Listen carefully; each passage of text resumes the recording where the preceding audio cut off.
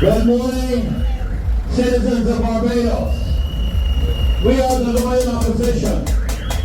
We are citizens who are voicing our concerns on the behalf of thousands of Barbadians, many of whom are afraid to be identified because, as we know very well, many of them have suffered the consequences of opposing this government.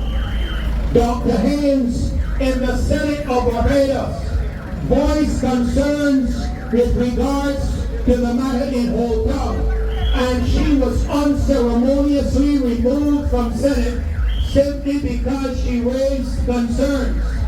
Our Minister of Foreign Affairs, the Honorable Perry Simmons, has done likewise, and we have heard absolutely nothing concerning his position in either cabinet or parliament. We are here to tell you this morning that you need to be paying attention to what is happening in the governance of this country.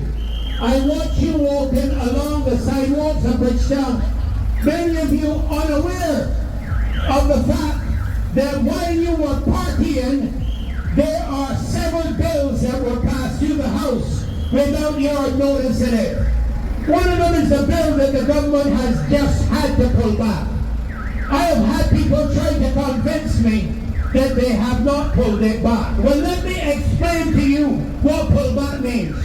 Pull back means that the bill needs amendments, it needs changes, and as a result it has to go back to Parliament to be debated and to be passed again, to be brought back to the Senate. That is pull back. Last subject. We have also had a bill that has been passed through Parliament, which the government promised in 2018 and again in 2022, telling us that the draft was ready to be presented to the House. That bill was the Integrity Bill of Barbados.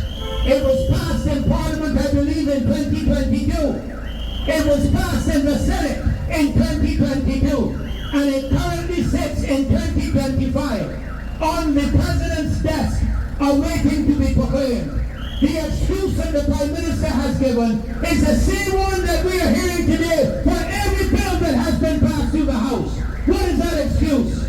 They now have to put the mechanisms in place to deal with that. When you're running a business or you're applying for a business loan, you have to apply using a business presentation to the bank. That must tell them the strengths, weaknesses, opportunities, and threats of your business. You have to know what you are doing, or the bank will not issue you any money. So the Prime Minister is telling us that she has passed laws through the country, but she isn't ready yet for those laws to be implemented. Well, you know what that is?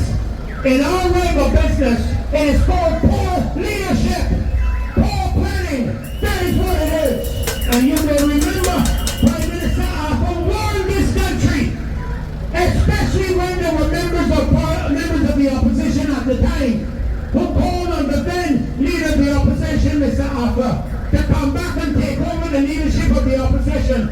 Otherwise, the Barbados Labour Party was heading to disillusion because of the leadership of the then leader of the party, the current Prime Minister. And he made it clear, they made it clear to him, and he made it clear to the people of Barbados, that she was utilizing party funds. I'm telling you, that's what he said. So nobody don't sue me for defamation. They go sue the man that lying down in the graveyard up in St. Peter, because he's the man that said it. He's the man that said that she was abusing the party funds, just picking it up and using it. That is exactly what we are seeing here in Barbados right now. Barbados is taking out loan after loan after loan after loan. My question to you is, who is going to pay that back? You want me to answer that question for you? Because it's a rhetorical question. The people who are going to pay it back is you. The Prime Minister's salary is not going to be paying it back. And the last we checked, the Public Accounts Committee has not even met in order to examine the expenditures and finances of the government. The Accountant General warned the country that we were in trouble when it comes to governmental account. But we are not paying him any mind. You listen to somebody who hasn't even had a good execution of economics. And every single economic lecturer and and University of the West Indies has warned this country that we are in an economic disaster. We have warned this country we are in an economic disaster. That is what the people are hearing from the economic experts who lecture at the UWI. Those are the facts. You see, I will say this to you. Every Barbadian is entitled to his own opinion. Every Briton is entitled to his own opinion. I'll tell you what, you ain't entitled to. You ain't entitled to your own facts. And these are the facts. These are the facts. So we must pay attention as Barbadians. That is why we are out here to perform what we call EMA. Educate, mobilize, agitate. That is why we are here, to alert you to what is happening while you are resting on the wells in your beds at night and enjoying yourself at the many parties that this government is sponsoring day after day after day. Even with our Kerry Festa celebration, you ought to have known the expenditure. You should have budgeted. Nobody runs a business without a budget. And before you can even complete your plans, you will know whether you are over budget or not. And you will have an idea of how far over budget you are up to now. With all of the expertise, we don't know what the expenditure for Carabesta is.